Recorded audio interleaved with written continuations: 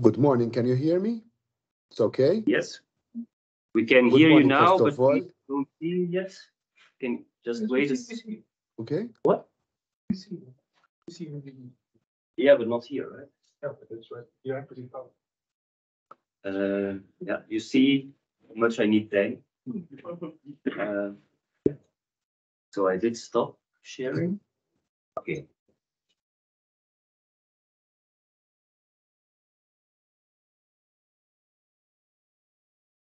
Just a minute. Thanks.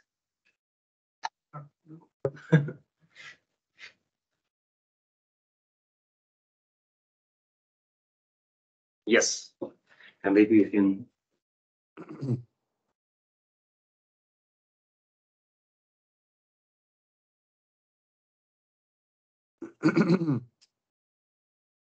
Yes. Okay, Alex, you're on the screen now. We all see you. Perfect. Good morning. First of all, thanks for the invite and also for raising this very important discussion. I believe that when it comes to addictive designs, this will definitely be one of the priority areas for the European Parliament when it comes to the digital single market, to our digital initiatives, and also complementary initiatives to major pieces of legislation that we have enacted during this legislature. This legislature, when it comes to digital initiatives, we made big strides when it comes to the completion of the digital single market, with the DSA, with the DMA, with the AI Act, with the Data Act. But still, I believe that, and I'm going to outline this in my brief presentation, when it comes to the reality of addictive designs, although there are some patchwork tools here and there in different pieces of legislation that we have worked upon during these past years, still we need something which is more tangible, something which can protect the realities which have dominated the past 2 decades, which have been characterized by substantial developments in information and communication technologies. And although these developments, these changes are often considered to be positive changes, there is still growing evidence that connectivity has almost become a constant thing in our lives. With this, the discussion around attention economy and digital addictions is a reality that is with us.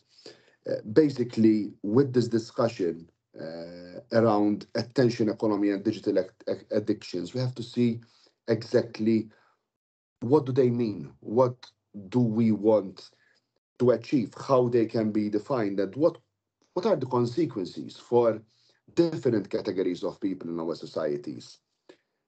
And this discussion now has taken a prominent position on the EU agenda. And as I said, it will definitely be one of the key initiatives for the next legislature dealing with digital policies. Many digital services are designed in themselves to retain and maximize user attention on their platforms. This is the business model that not only VLOPs, very large online platforms, but basically all platforms are trying to retain the attention economy, which aims to maximize the data collection and the time and money people spend on their platform. And with their design, with the system functionalities, they are taking advantage of users and consumers, especially the most vulnerable consumers and users within our societies.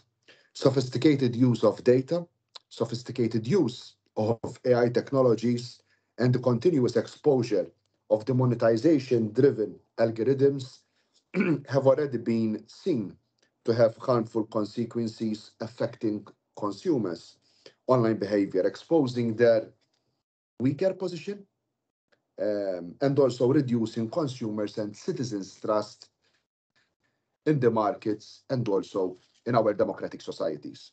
And this problem is also significantly driven and it is pushed more by very large online platforms on which people spend most of their time online. VLOPs rely on persuasive attention-based design strategies to influence users and maximize their time on their platforms. Driven by profit, technology companies use designs and system functionalities that aim to take advantage of users' psychological vulnerabilities, to capture their attention, to capture their interest, and increase the amount of time that they spend on digital platforms, particularly when it comes to social media and also video streaming platforms.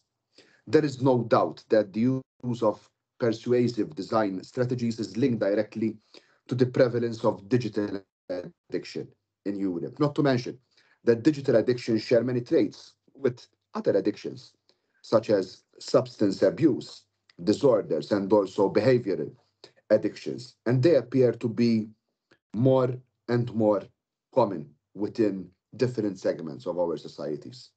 Digital addictions exist and are a real problem, and we have to admit as soon as possible that this is a real problem that we are facing. And there is a growing public health problem, and as such, it should be a concern for all policymakers, especially European policymakers. For example, recent research is suggesting that problematic smartphone use continues to rise. Many children rarely disconnect from social media and use it constantly throughout the day, feeling insecure without when they are caught up without their mobile phones. Many young people spend an average of 7 hours daily on the internet. One in four children and young people display problematic or dysfunctional smartphone use, meaning behavioral patterns mirroring addiction.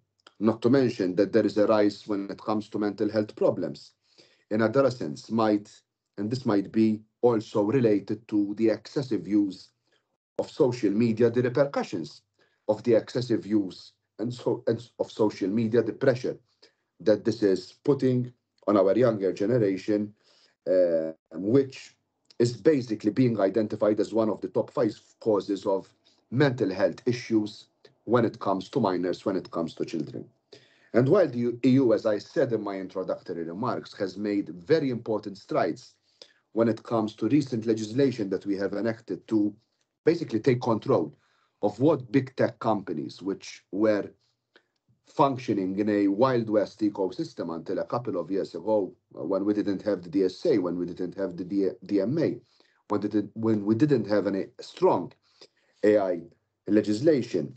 Today, with these pieces of legislation, they are becoming more accountable even when it comes to certain aspects of addiction. But still, we are very far away from having a convincing plan for ensuring a high level of protection in the digital environment when it comes to the attention to tackling the growing use around addictive, behavioral, and manipulative designs of online services. Challenges remain with attention-based digital services, from the rapid rise when it comes to intransparent machine learning applications and online surveillance to dependence on big tech platforms that are routinely at odds with our European values, with our public interest. The Digital Services Act, for example, includes provisions against the use of dark patterns. Still, these are limited to the choice, first of all, of the architecture and also influence choices, and they are not addressing directly behavioral design that is addictive per se. So with the DSA, we are tackling some of the issues that we have linked directly to dark patterns, but we are not directly tackling the issue of behavioral design. The DSA also foresees more transparency for the main parameters when it comes to recommender systems, including the ability to modify or select the parameters of recommender systems, and introduces an obligation for very large online platforms to provide users with at least one option for their recommender systems that is not based on profiling, which is, again, a step in the right direction. The DSA is also introducing an obligation for online platforms to take appropriate and also proportionate measures to protect minors with the highest level when it comes to privacy, highest level when it comes to safety and security for children, which has to be done by default, where applicable, or adopting also standards for the protection of minors or participation in code of conducts for protecting of minors. Nevertheless, despite all of these new provisions in the context of the broader concerns that addictive design, there is still clear need to assess the aspects related to the attention economy and also the commercial exploitation and the effects of these commercial practices on our end users. Modern day driven data services place the consumers in a weaker position, creating more power imbalances and more digital asymmetry, resulting in a universal state of digital vulnerability that results from the internal and also external factors which are beyond the control of our users. Consumers are constantly facing artificial intelligence that can easily detect, that can easily exploit their vulnerabilities and also their services. Regularly also changing their choice architectures to maximize conversion rates and also engagement. Existing legislation, unfortunately, does not sufficiently address such persuasive and digital addictions. The European Commission's Digital Fairness Fitness Check for consumer law, I believe is a unique opportunity to pave the way for a new generation of consumer protection legislation that will reverse these negative trends, weakening consumers' position and also reducing consumers' rights in a world that, whether we like it or not, is dominated by digital technologies. And the fitness check needs to review the concepts and definitions of consumer law, such as the definition of consumers, the definition of what is a vulnerable consumer, the definition of traders, in order to protect consumers from these harmful practices and also to respond to the challenges brought about by the age of data. In December last year, also, the European Parliament approved a very important own initiative report on the addictive design of online services and also consumer protection in the EU single market. The report also aims to contribute in the European Commission's digital fairness fitness check. As the S&D Shadow Rapporteur on this very important report, we try to warn of the addictive nature of online games, of social media, of streaming services, of online marketplaces, which exploit consumers' vulnerabilities to capture their attention and monetize their data. In other words, we try to look at the attention-seeking economy and the business model that treats our human attention, our attention as citizens, as a commodifiable resource and the impact that it has on our citizens, especially on the most vulnerable segments of our communities, with particular attention to minors and children. The report is also recognizing the importance of the problem and also providing some evidence on how such addictions, such addictive design technologies can affect particularly vulnerable users. It is also suggesting an increase when it comes to consumer protection through safer alternatives, even if these are not profitable for the business model that social media platforms want to embark upon. In the report, the European Parliament is also urging the Commission to address existing legal gaps that we have and introduce new legislation against addictive designs. For example, we are also asking for an assessment and a ban on harmful addictive techniques not covered by the Directive on Unfair Commercial Practices, such as the infinite scroll, the default autoplay, constant push and read receipt notifications. These are elements that are used on a daily basis, not only by VLOGs, but by many different platforms which are going in the direction of making their platforms more addictive by design. The Commission should prohibit addictive techniques and the most harmful practices which are not yet blacklisted by the Unfair Commercial Practices Directive or other EU legislation. Several dark patterns and manipulative practices could already be prohibited, for example, through Annex 1 of the Unfair Commercial Practices Directive. Furthermore, the future revision of the Unfair Commercial Practices Directive must integrate the concept of the digital asymmetry and also the reversal of burden of proof for harmful addictive practices. Platforms should develop ethical and fair digital products and services without dark patterns, without addictive design. A very important point that we have introduced is also an obligation for an ethical design. So companies must develop ethical and fair digital products and services by design without dark patterns, misleading, or addictive designs. We have also introduced a very important right, a new right, the right not to be disturbed, and a list of good design practices like think before you share, turning off notifications by default, chronological fields, grayscale mode, automatic locks, and total screen time summaries to make users more aware on how much time they are spending online. Because one of the problems that we are facing is that we don't even realize the amount of time that we are using on these social media platforms. Consumer law should grant consumers more control, more meaningful personalization. Safer alternative recommender systems must be used to protect consumers, even if these alternatives, as I said, are less profitable for social media platforms.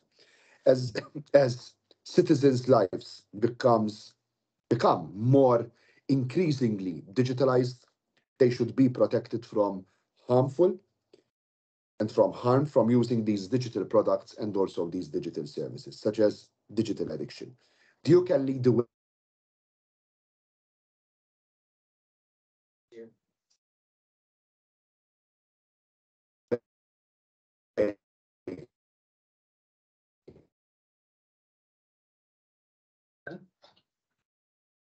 Also lead the way when it comes to controlling digital addictions.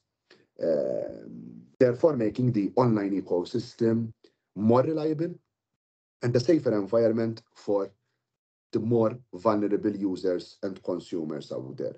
Social media must take steps to give back autonomy to the users, respecting their well-being regardless of the profitability of their current models, and give regulators and researchers the necessary tools to analyze the effects that these platforms are having on our communities, on our societies. Again, thanks for raising up and for dedicating this afternoon to this very important topic. And I am looking forward, although I will probably have to listen to the recording of this event because I have many commitments in a couple of minutes' time, since it's plenary week here in the European Parliament. But thanks for discussing this very important subject, which will definitely be a key priority area for the next legislature here in the European Parliament, especially in the Internal Market and Consumer Protection Committee. Thanks a lot and good day. Okay, thank you. Thank you, Alex. Are there questions from the audience here present or online?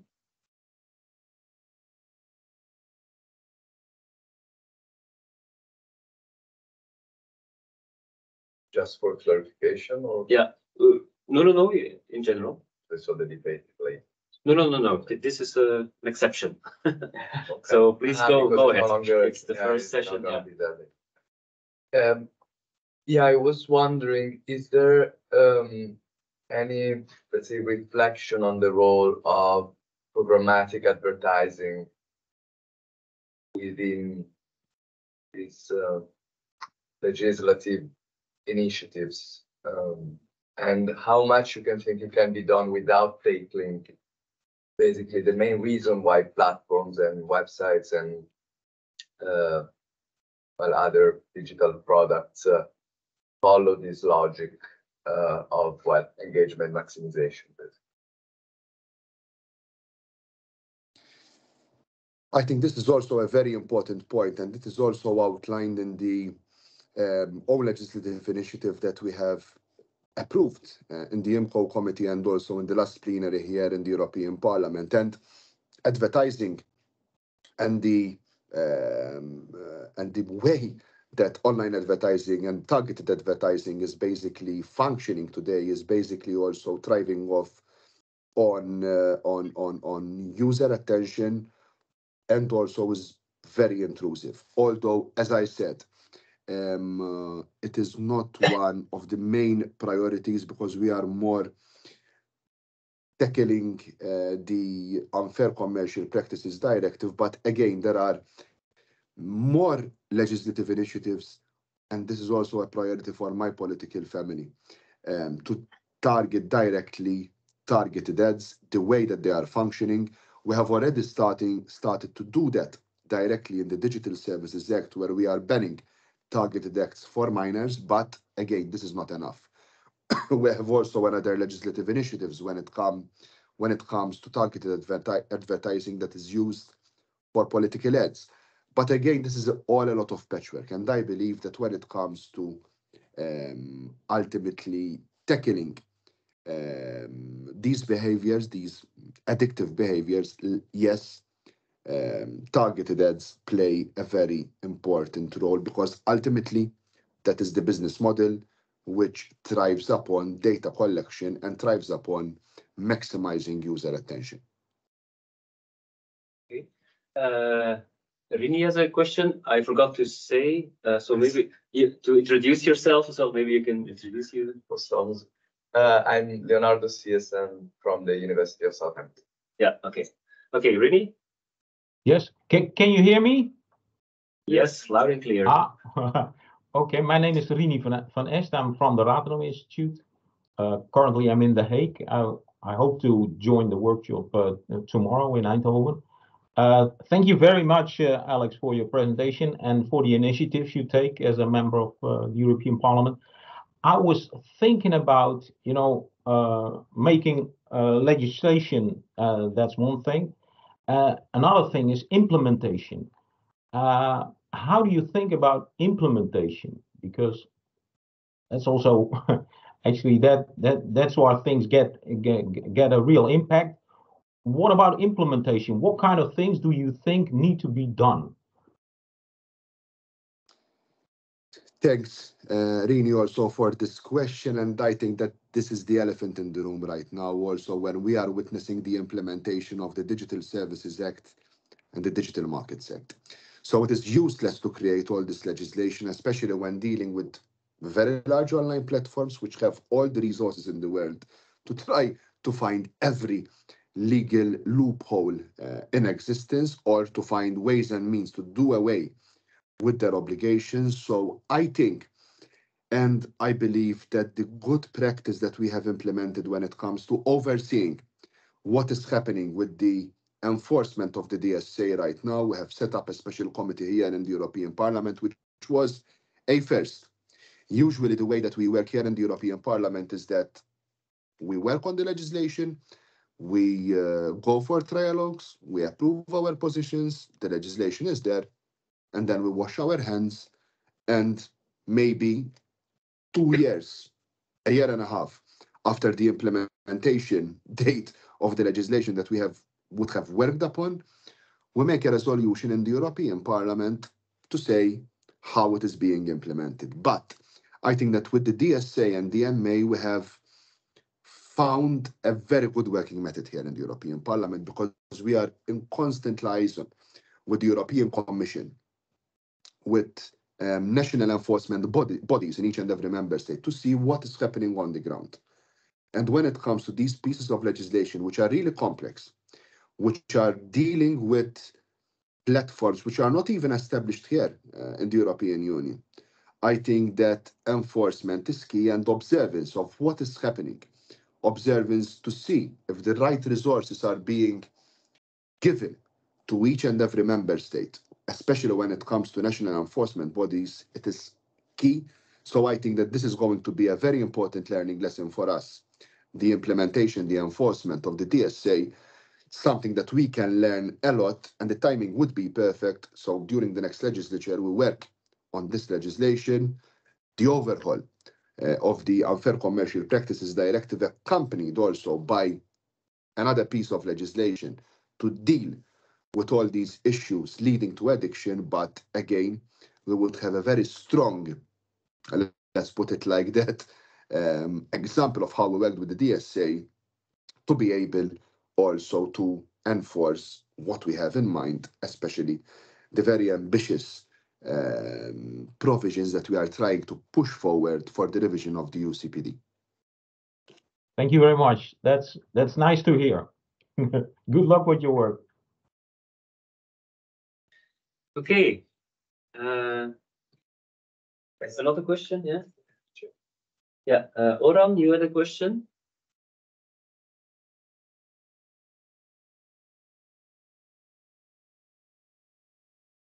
We can, are there ways to support these calls in the EU Parliament? This is a question of Oran.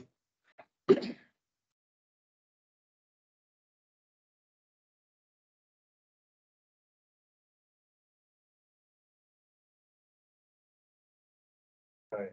But Okay, yeah. may not have heard. So there is a question, Alex. Are there ways to support these calls in the EU Parliament? So I don't know what. So there's a question from the chat, but person cannot use the Yes, yes, definitely. And that is why basically we have moved forward this own legislative initiative report last December. And it was supported by great majorities also in the plenary, not only in the Internal Market and Consumer Protection Committee.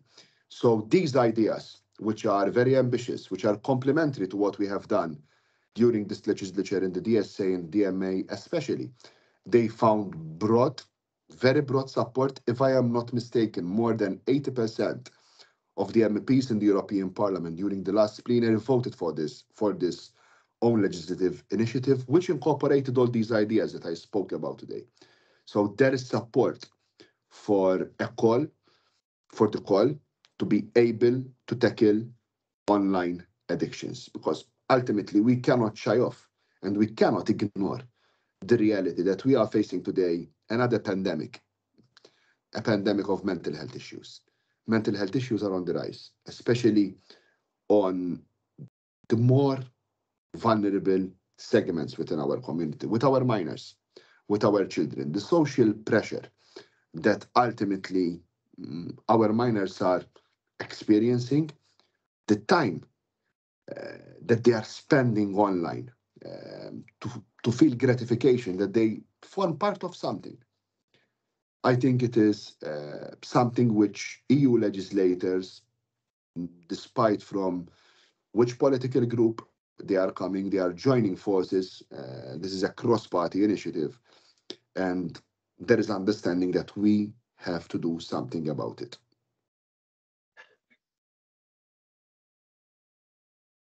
Yep. Yeah, thank you very much for the interesting presentation. It seems to me that Can you introduce yourself? Oh yeah, sorry. Hi, I'm Diego D'Angelo from the University of Würzburg in Germany.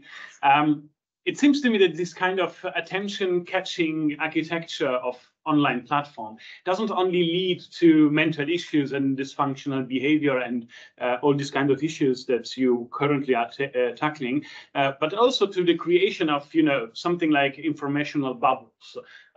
Many of us tend to think that if you spend enough time on YouTube or Facebook or whatever, then you are informed, then you know what's going on in the world. And I was just wondering if there is any attempt to discuss this kind of creation of bubbles at the level of policymaking and European institutions, if my question does make any sense to you. No, it makes a lot of sense. But as I said, this own initiative report, something which is tangible right now, which we are discussing tangibly right now, is to try to tackle digital addictions by doing it directly, because we have a golden opportunity with the fitness check on the most important piece of legislation dealing with consumer protection here in the European Parliament. So our attention right now is more focused on the consumer protection element, because there, with the Unfair Commercial Practices Directive revision, we can do a lot to be able to tackle these realities that I was mentioning. But again, yes, I also believe that the information bubble is also one of the elements that we have to tackle. But again, this whole discussion started with the initiative of the European Commission to do a fitness check on consumer acquis, especially the UCPD. Therefore, that is why we are focusing more attention right now to deal with addictive designs from a consumer protection aspect. Thank you. Okay. I think Oran wrote again to follow up with this Yeah. question. Yeah. So Oran had a follow-up question. So he didn't mean for the ways for the EU Parliament members, but for himself as a citizen. So what can he do, or how can he support? How can he support these calls? If I understand. Yes, I think it is also important for NGOs, for researchers throughout Europe to continue to collect data when it comes, because ultimately when you look at figures, when you look at numbers on the amount of time that users are spending online, especially minors are spending online, I think this will legitimize more what we are doing at European level. Therefore, it is really important, and I think that the biggest contribution for researchers, for academics, right now is to continue to collect data to prove that ultimately there is this link between addictive designs, the link that online addiction is a real addiction, like substance abuse addiction, like behavioral addictions. That is a very important point, but ultimately to collect data, because ultimately when you see the amount of time that we are spending, not only children, but we, all of us are spending online, I think it is shocking. And this is ultimately the business model that we want to fight against. It's not something easy. We also had a round of discussions with VLOPs and a number of platforms about the realities. They are aware that this digital addiction exists, that ultimately they are contributing directly to these digital addictions. They want to do something about it. They are willing to collaborate. Again, what we are proposing here is something which can revolutionize the way that their business model works. Ultimately, data and the data retention and data collection is directly linked with maximizing user attention and maximizing the time that users spend online. Therefore, imposing and ultimately enforcing these initiatives can ultimately affect heavily the business models of these online platforms. But I think these are the legal gaps that are there. They are clearly there, and we have to do something about it. But again, everyone can contribute, and we have to continue to raise awareness, and everyone can help in this, in each and every member state, to increase the visibility of the problem that we are facing. Yeah. Okay. Given the time, I see two more questions. So maybe let's collect the questions and then you can answer them as well. So maybe Rini first. What's your question? Yes, I had a question about this relationship between that you need to have a scientific proof that there's a relationship between digital design and mental health problems. Like in a lot of areas, environmental areas, we have this precautionary principle, which actually says we don't have to have full proof, but there needs to be, enough proof to act. And sometimes in this field, because this discussion is already going on for more than 10, 15 years, and it's quite hard to prove this relationship. And I watched some of the debates in the Congress, and Zuckerberg said, well, there is no scientific proof, for example. So I was wondering, shouldn't we have this precautionary principle in this field too? I totally agree, Rini. I think this is the best way forward. And this is also something that we are proposing in our own legislative initiative to introduce the precautionary principle, highlighting directly how this very important principle was of fundamental importance when it comes to environmental initiatives and environmental legislation. If we didn't have this precautionary principle there, and I concur completely with your points when it comes to linking directly the issue of addictive design and the higher occurrence of mental health issues, it's always very tricky. And you always find this argumentation being thrown at you from different quarters. So the precautionary principle is something that we are also moving forward as one of our suggestions in the inner report that we approved now in the plenary a couple of weeks ago. Thank you very much. Okay, and then last question, Peter. Peter Hershock from the East West Center. Thanks very much for the discussion. And I had read the paper that had been shared earlier.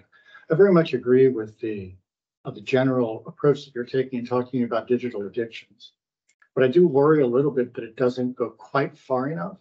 In fact, the term addiction, because addiction, at least in a US context where I'm from, addiction is often looked at as a kind of a moral or character failure. That whether you're addicted to alcohol, you're addicted to gambling, it's an individual problem that needs to be treated of you as an individual. And it suggests when you're addicted that you've made some poor choices along the way. And I think that what's going on with the digital platforms that you're talking about would be better described and more provocatively described, not as attention addiction, but as attention trafficking. When we hear trafficking, we don't attribute any moral fault to the person who's being trafficked. They're being taken advantage of entirely.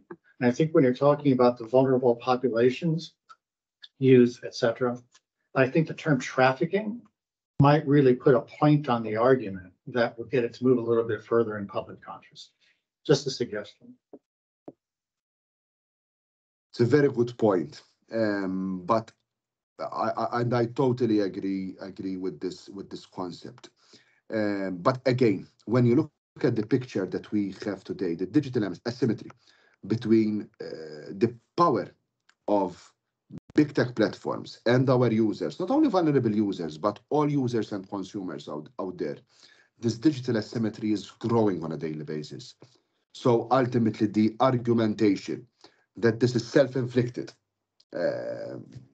I don't think that it is something that can militate against what we are trying to do, because ultimately with the environment that we are living in right now, with the very business models that these platforms are using to captivate as much as possible user attention, ultimately the power not only of vulnerable users, not only of those who are more prone to addiction, but to all members of our society, to all those who form part, the majority of our populations who form part of the online ecosystem, are at a very big disadvantage to control their addiction, to control the traffic that ultimately these platforms want us to take. But again, the use of traffic, I think, and the traffic narrative, I think it's a good suggestion. Okay. Thanks a lot. time you can conclude here. Is there anything you want to say as a conclusion to this?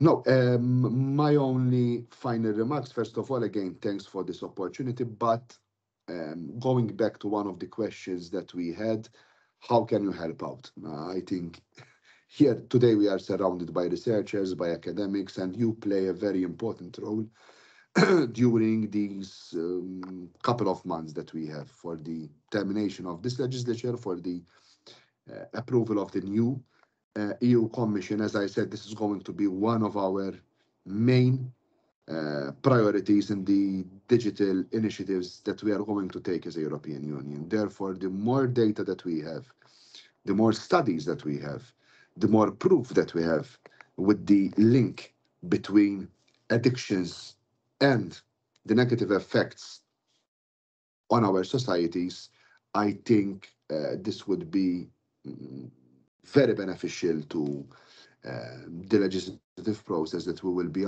undertaking post next summer. But again, thanks a lot for engaging and also for discussing this very important topic, and I wish you all the best for the two panels that you will be having today. Okay, thank you. Thanks a lot. See you next time.